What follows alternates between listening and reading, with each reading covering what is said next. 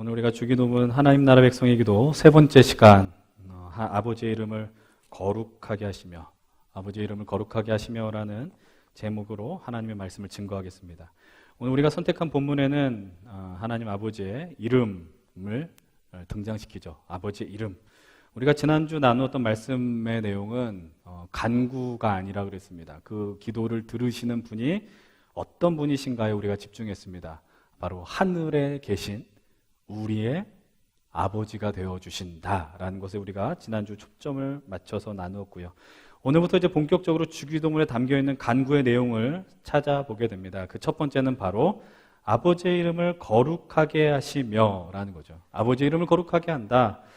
여러분, 왜 첫 번째 간구를 아버지의 이름을 거룩하게 하는 것으로 소망하셨겠습니까?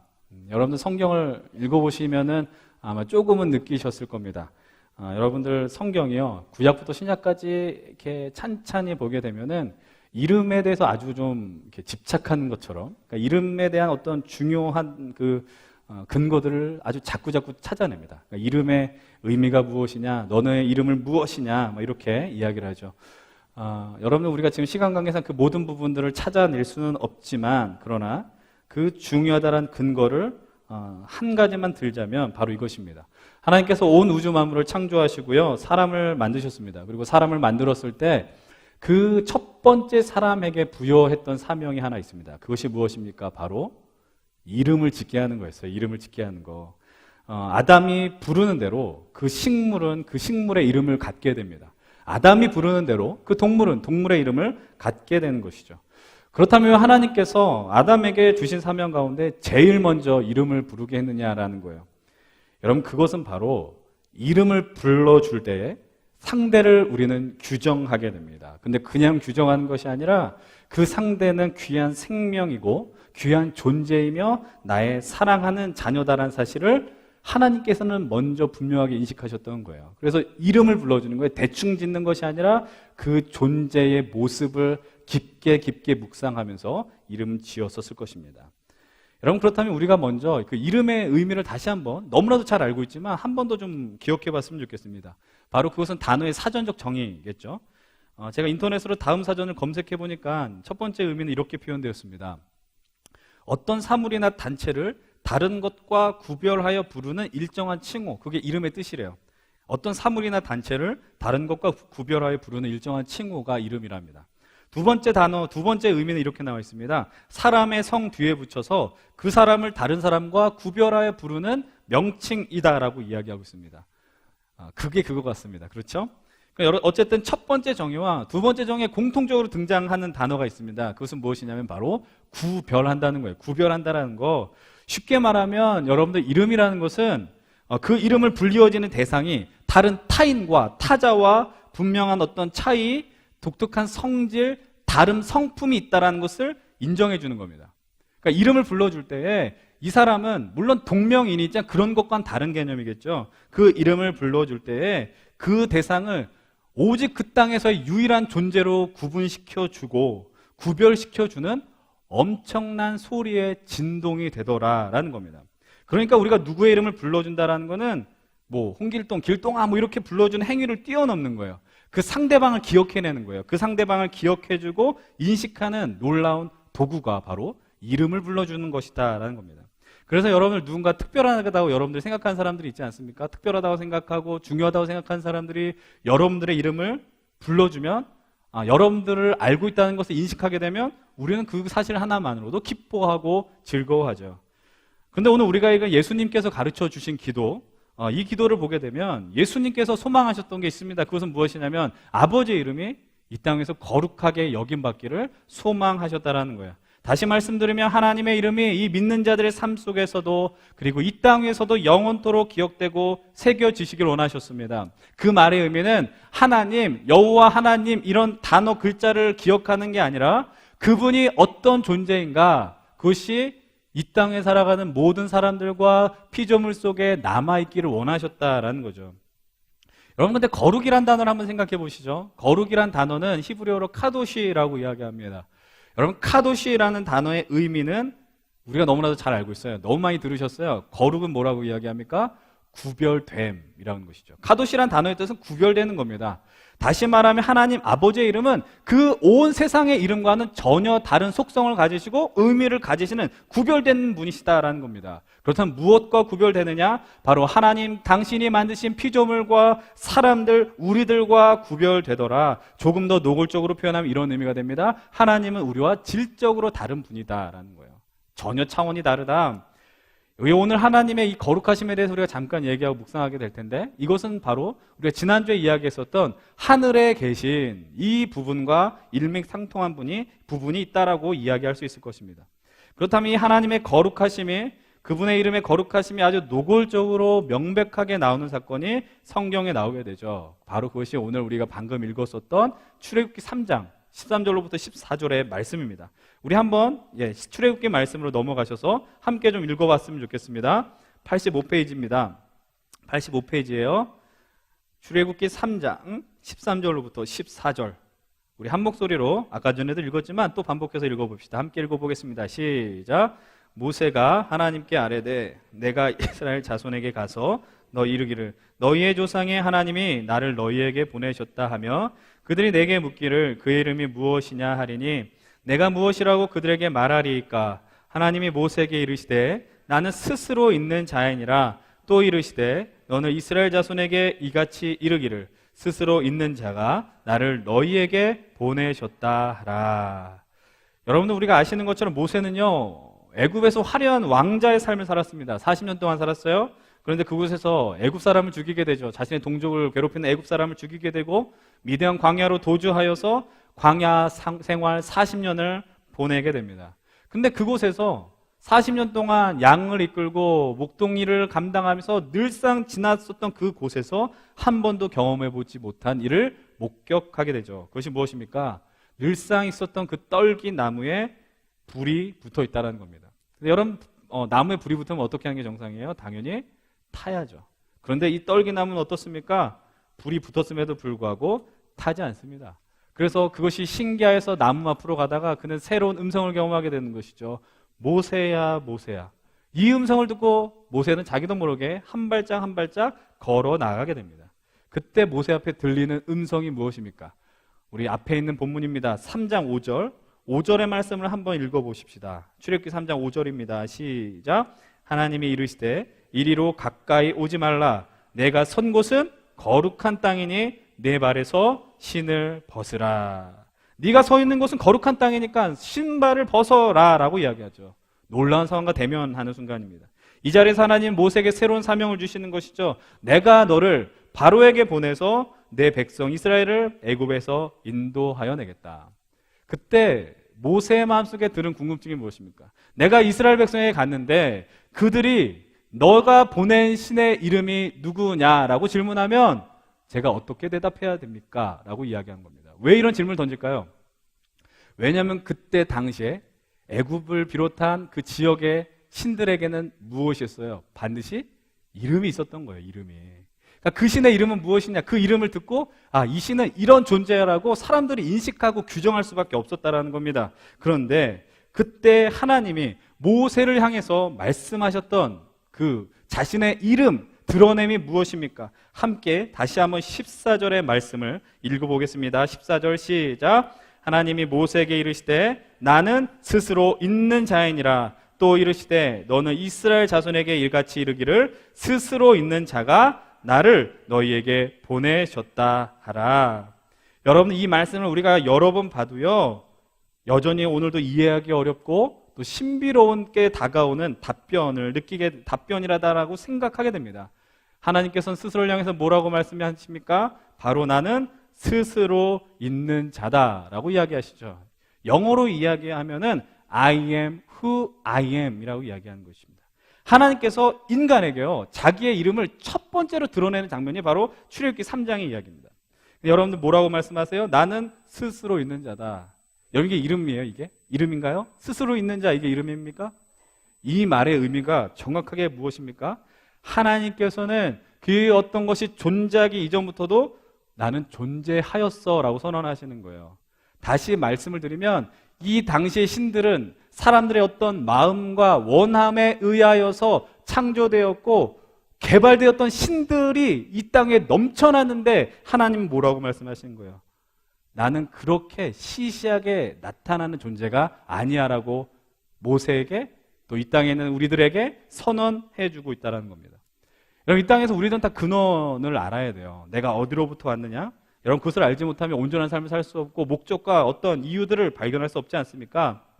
네, 여러분들, 더 나아가서는 우리가 내가 어디로부터 왔는지 인식하지 못하면 믿음 생활을 잘 감당할 수 없다는 거 알지 않습니까? 왜냐하면 하나님이 우리를 창조하셨고 하나님 오늘 우리를 불러주셨다는 사실을 우리들은 오늘도 고백하기 때문에 이 자리에 있기 때문이죠. 다시 말씀을 드리면 제가 요즘 자주 드렸던 이야기인 것 같은데, 오늘 우리는 나를 알기 위해서는 누구를 알아야 되느냐? 근원을 알아야 하는데 그 근원은 바로 우리 여호와 하나님이시라는 겁니다. 하나님을 알아야지 오늘 나를 알 수 있거든요. 내가 누구냐? 나는 누구인가 맨날 고민하는데 하나님을 알지 못하면 온전히 그것을 깨달을 수 없다는 것이죠. 여러분, 그런데 그 하나님께서 오늘 이렇게 우리를 향해서 선언하고 계십니다. 나는 스스로 있는 자다라고 이야기하십니다.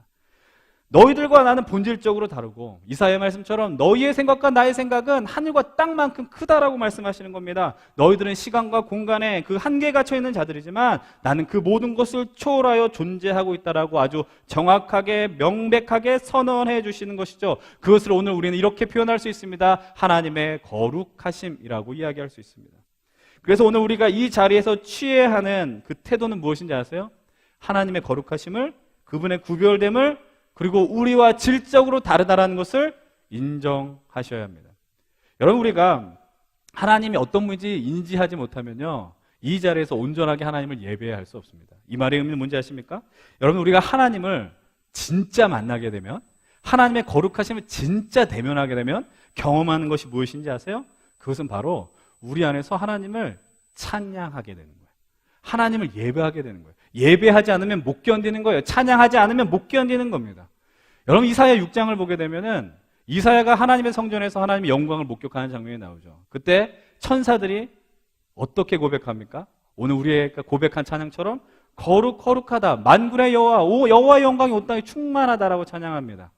여러분, 이사야 43장 21절은 또 하나님께서 우리로 하여금 하나님이 왜 우리를 만들어주신가, 그 창조의 일을 분명하게 말씀하십니다. 잘 들어보십시오. 뭐라고 말씀하시느냐? 이 백성은 내가 나를 위하여 지었나니 나를 찬송하게 하기 위함이다 라고 이야기해요. 하나님이 우리를 만드신 이유는 우리로 하여금 당신을 찬양하기 위해서, 예배하기 위해서 만들었다라는 것입니다. 여러분, 이 말의 의미를 제가 쉽게 말씀을 드릴게요.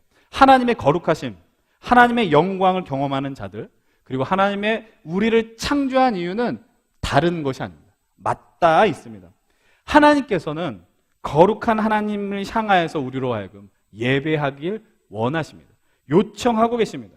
그러나 진정 우리의 삶 속에서 하나님의 영광과 하나님의 거룩을 경험하는 자들의 입술은, 그들의 마음의 자세는, 태도는, 삶은 하나님을 향한 경외감으로 충만하게 되고요, 하나님을 향한 찬양으로 가득하게 되고요, 하나님을 예배하지 않으면 견딜 수 없는 그런 지경까지 나아가게 됩니다. 왜냐하면 하나님이 우리를 그렇게 만들었기 때문입니다. 여러분들 삶 속에서 하나님을 만났던 그 순간 있지 않습니까? 하나님 나를 사랑하시고 하나님의 영광이 오늘 우리를 부르셨고, 그때 여러분들 느끼는 감정이 뭐예요? 내가 주님을 찬양하지 않을 수 없습니다. 주님을 예배하지 않을 수 없습니다. 근데 제가 이 이야기를 하는데도 불구하고 여러분들 표정에는 전혀 동의할 수 없다는 표정이 있습니다. 왜냐하면 그 하나님의 영광과 거룩을 꽤 오랜 기간 동안 경험하지 못했기 때문이에요. 여러분들, 이 자리는 놀러 온 자리가 아니잖아요. 하나님의 살아있음, 하나님의 거룩하심, 하나님의 영광, 그것을 경험하기 위해서, 아니 경험한 자들이 이 자리에 나와 있다라는 것이죠. 여러분, 그것을 경험하면 예배하지 않을 수 없습니다. 주님을 찬양하지 않을 수 없습니다. 우리의 생각과 언어와 모든 행위들이 하나님 앞으로 초점이 모여지게 됩니다. 그리고 그것을 우리는 삶의 예배다라고 이야기할 수 있는 것이죠. 우리는 하나님께서 거룩하신 하나님이라는 사실을 다시 한번 새삼스럽게 오늘 말씀을 통해서 발견하게 됩니다. 거룩하신 하나님을 맞닥뜨리게 될 때 내면에서 우리가 뜨거운 마음으로 주님을 찬양하게 되더라라고 제가 방금 말씀을 드렸어요. 근데 여러분들, 그때 우리들이 누리는 영광이 있습니다. 누리는 변화되는 모습들이 있습니다. 그것이 무엇이냐면은 하나님 당신의 백성들도 거룩해진다는 거예요. 하나님은 거룩하신 하나님이신데 하나님을 향한 그 거룩함을 대면하는 그 순간에 우리들도 거룩하게 되는 겁니다. 레위기 11장 45절을 통해서 주님 말씀하시죠. 내가 거룩하니 너희도 거룩하라. 레위기 19장 2절도 이렇게 말씀하십니다. 너희는 거룩하라. 그 이유는 내가 거룩하기 때문이다. 거룩함의 그 속성은 오직 유일한 하나님이시지만 하나님은 오늘 우리를 향해서도 요청하십니다. 너희는 거룩하라 라는 것이죠. 이 거룩을 처음에 뭐라고 이야기했어요? 구별됨이라고 말씀드렸어요.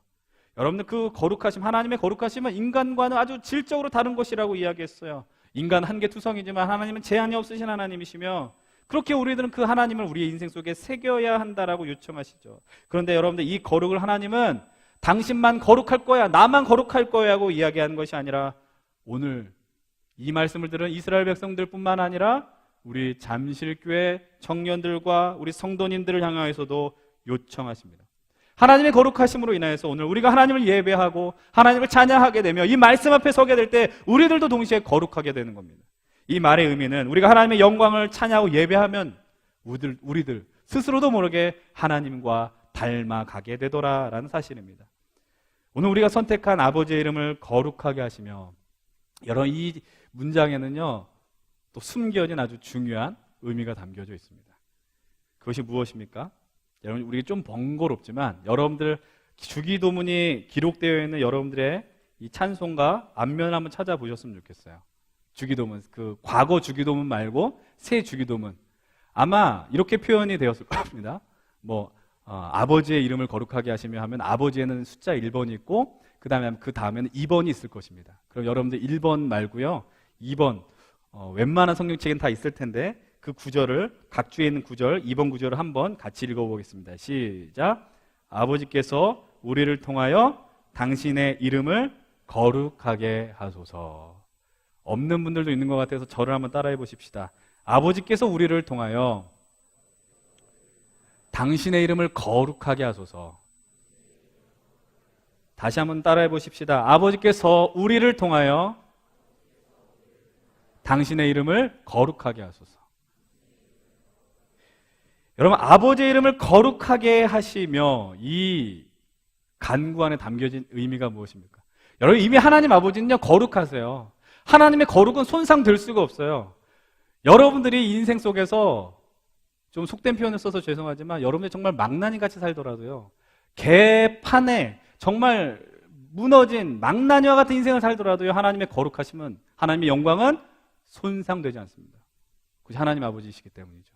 그런데 이 안에는 무엇을 간구하고 있습니까? 하나님은 거룩하신 하나님이시지만 하나님의 그 거룩을 이 땅에 드러내기 위해서 선택한 하나의 방법이 있습니다. 그것은 바로 하나님 당신의 백성들이죠. 그래서 뭐라고 이야기하십니까? 우리를 통하여 아버지께서 우리를 통하여 아버지의 이름을 거룩하게 하소서. 이제 오늘 우리가 선택한 본문 세 번째 본문을 함께 좀 찾아봤으면 좋겠습니다. 베드로전서 2장 9절의 말씀입니다. 함께 베드로전서 2장 9절로 넘어가 보십시다. 신약성경 뒤편에 존재합니다. 제가 갖고 있는 성경으로는 신약성경 378페이지에 있습니다. 이 말씀이 여러분들에게 아주 익숙하실 것입니다. 한 목소리로 2장 9절의 말씀, 베드로전서 2장 9절의 말씀 함께 읽어봅니다. 시작. 그러나 너희는 택하신 족속이요 왕같은 제사장들이요 거룩한 나라요 그의 소유가 된 백성이니 이는 너희를 어두운 데서 불러내어 그의 기이한 빛에 들어가게 하신 이의 아름다운 덕을 선포하게 하려 하심이라. 아멘. 여러분 이 구절이 꽤 익숙한 이유는 여러분들 축복송이라는 찬양의 2절의 가사로 이 구절이 쓰여졌기 때문입니다. 근데 이 말씀을요 단순히 찬양 가사로 쓰였어 라고 우리가 그저 해석할 수는 없죠. 베드로전서 2장 9절은 우리가 어떤 존재인지 아주 명확하게 말씀해주고 있습니다. 너희는 하나님 앞에 택함 받은 자이고 왕같은 제사장들이며 하나님 앞에 영광을 드리는 자고 거룩한 나라이며 하나님의 소유된 백성이다. 그러니까 우리의 것이 아닙니다. 하나님의 것이죠. 하나님의 소유된 백성입니다. 그런 정체성을 아주 명확하게 규정해 주고 있습니다. 그런 규정을 받은 자들이 해야 하는 일이 무엇입니까? 하나님의 소유가 된 자들이 해야 하는 일을 무엇이라고 선언하고 있었습니까? 무엇이라고 선언합니까? 우리는 어두운 데 있었는데 우리를 불러내 주셔서 그의 기이한 빛에 들어가게 하신 이의 아름다운 덕을 무엇한다? 선포한다라고 요청하고 있습니다. 이 말씀을 표준 세번역은 이렇게 번역합니다. 여러분은 택하심을 받은 족속이고 왕과 같은 제사장들이고 거룩한 민족이며 하나님의 소유가 된 백성입니다. 그래서 여러분을 어둠에서 불러내어 자기의 놀라운 빛 가운데로 인도하신 분의 업적을 여러분이 선포하는 것입니다. 제가 뒷부분만 읽어드릴게요. 여러분을 어둠에서 불러내어 자기의 놀라운 빛 가운데로 인도하신 분의 업적을 여러분이 선포하는 것입니다. 여러분, 하나님의 소유가 된 우리들이 하나님의 거룩과 영광을 경험한 자들이 해야 되는 일은 무엇입니까? 바로 하나님께서 우리를 위하여 행하신 일들, 하나님의 역사를 온 우주 만물, 이 땅을 향하여서 선포하는 것입니다. 드러내는 것입니다. 쉽게 말씀드리면 세상 사람들이 여러분들의 인생을 통해서 하나님의 하나님 되심을, 하나님의 거룩함을 목격해야 됩니다. 여러분, 그런데 이 말을 여러분들 모르십니까? 모르는 분들 계세요? 다 알고 있어요. 우리가 어떻게 살아야지 하나님께 영광 돌린다, 우리가 잘 살아야 된다, 열심히 살아야 된다, 하나님의 이름을 더럽혀서는 안 된다, 다 알고 있습니다. 정말 처음 믿음의 길을 가는 분들이 아니라면은 여러분들 다 알고 계십니다. 일부러 외면하는 것뿐이죠. 그렇다면 여러분들, 이 하나님의 영광과 업적을 우리가 어떻게 선포할까요? 어떤 것이 그분의 업적을 그리고 행하신 일을 선포하는 것일까요? 여러분, 잠시 우리의 기도를 생각해 하시면 됩니다. 우리의 기도가 하나님께 집중하게 되면요, 그 기도는 어떻게 될까요? 우리 기도 보면은 때로는 나로 시작해서 나로 끝나는 기도가 있지만, 그러나 하나님께 집중하면 하나님으로 시작해서 하나님으로 끝나게 됩니다. 쉽게 말씀을 드리면 하나님의 간구, 하나님의 마음, 하나님의 원함, 그것이 우리의 가슴에 담겨서 우리의 입술로 표현이 되는 것이죠. 그래서 우리 입술 속에서 어떤 것이 터져 나오느냐? 하나님의 영광이 이 땅에서 높임받기를 원합니다라는 진실된 간구가 나오게 됩니다. 그래서 우리가 경험하는 나 개인만의 문제만 갖고 이 땅에서 슬퍼하고 탄식하고 분노하지 않게 됩니다. 여전히 오늘 우리가 살아가는 자리에서 아파하고 힘겨워하고 눈물 흘리는 사람들을 보면서 그들이 그냥 나와 상관없는 자들이 아니라 하나님의 백성이며 하나님의 손이 필요한 자들이라는 걸 인정하면서 우리들은 그들을 위해서 간구하게 되는 것이죠. 하나님의 거룩과 영광이 그들에게 어떻게 경험되어질 것인가 우리는 고민하게 되는 것입니다. 그리고 그것이 바로 하나님의 영광을, 거룩을 세상에 선포하는 것으로 이해할 수 있습니다. 여러분들, 오늘 우리가 하나님의 영광을 위해서 선포하고 일한다라는 걸 흔히 이렇게 많이 생각합니다. 이제 뭐 연말이 되면은 뭐 연예대상, 가요대상 뭐 이런 것들 하면은 우리는 이런 것들로 좀 좋아하죠. 어떤 연예인들이 수상 소감을 발표하면서 이 상을 주신 하나님께 감사를 드립니다. 그러면서 저 연예인 생각보다 괜찮네. 우리 거의 다 그렇게 판단해요. 너무 단순하세요, 여러분들은.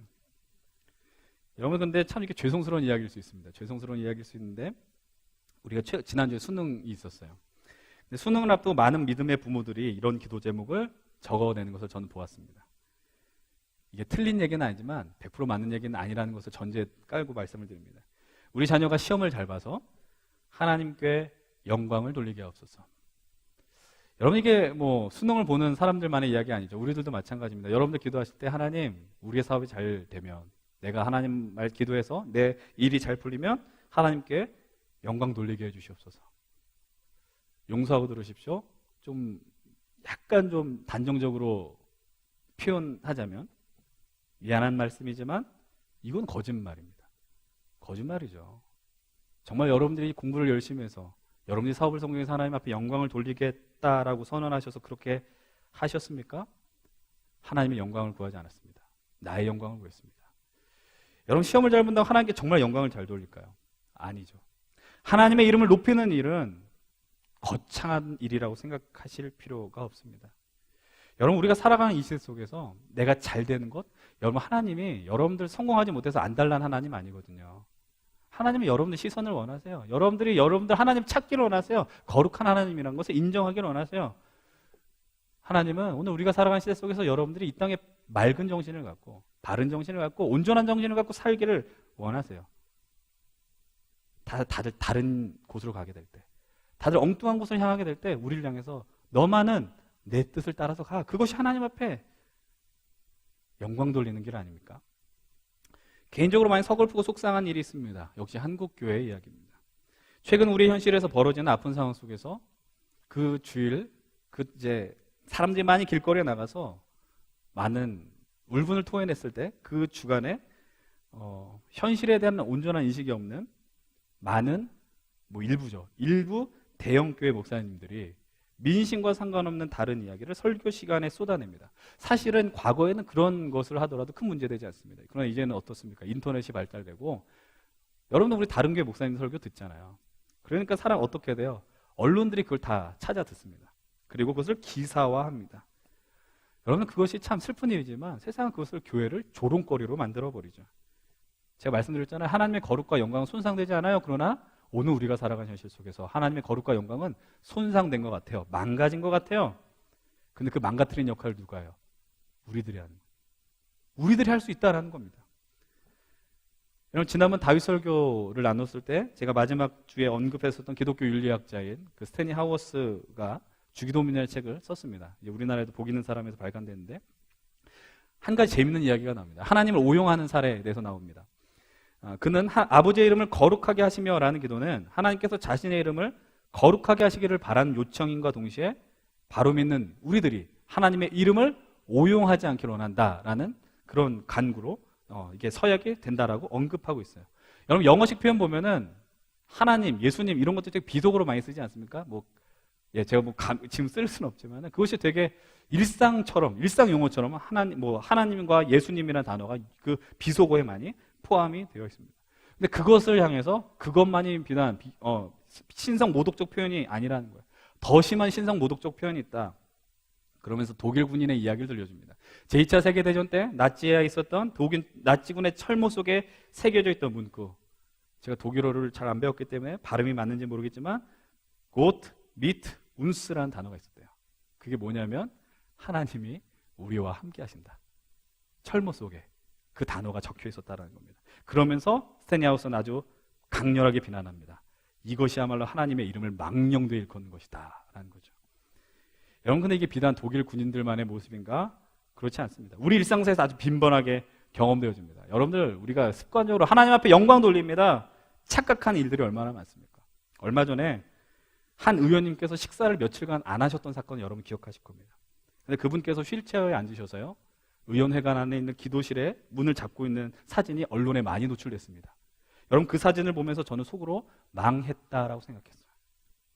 여러분 그거 보면서 여러분들 하나님의 영광이 드높여졌구나라고 생각하시는 분들 계세요?